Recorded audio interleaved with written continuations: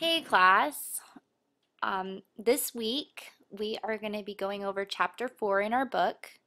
And because I just came out of a meeting today where we were talking about copyright issues, I also wanted to make sure that I cite my source here. This PowerPoint comes from the text, the Adobe Photoshop CS6 Comprehensive Shelley Cashman series by Starks and Fell.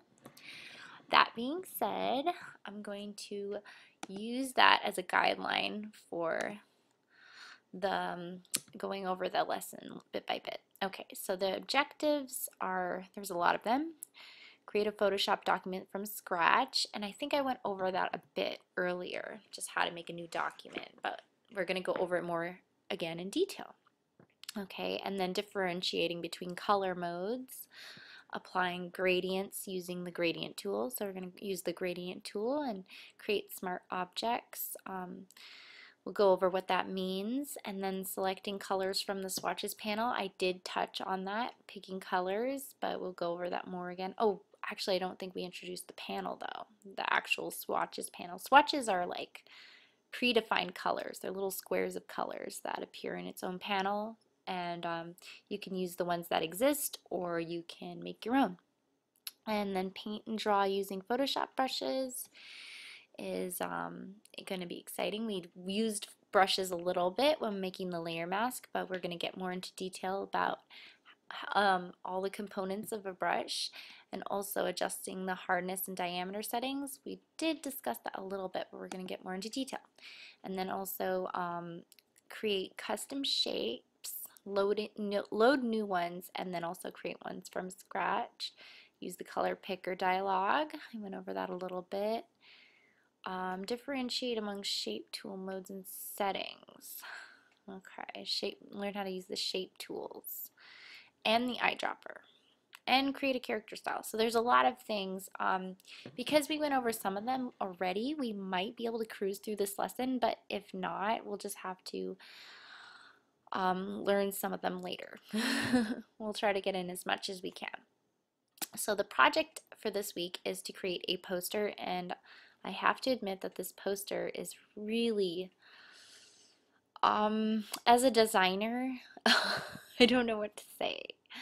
I guess it is a good example of how one may use tools, but other than that, I can't say it's well designed because I'm very particular about design, having gone to school for graphic design. And anyway, the point is it's an exercise.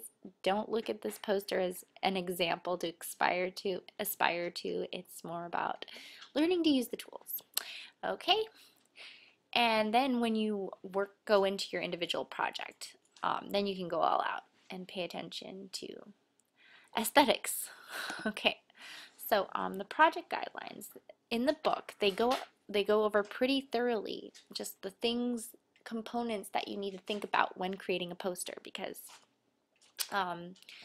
this is where your skills in Photoshop are actually going to come into play if you're working for making a poster for a business.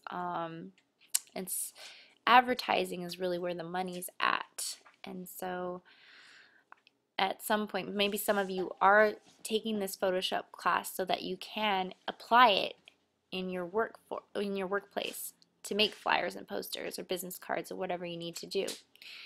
So the first thing to know is your goal. What is the message you want to convey? And then find the necessary photos.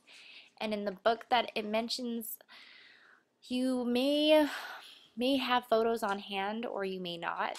You may have clip art available to you, or you can buy stock photography, for example, at istockphoto.com or something. Just going to pull it up in a second here. So here is an example of a stock photography website, iStockPhoto, which I have an account with. So whenever I'm doing a flyer for somebody, for example, or a website, and I need images that they don't have.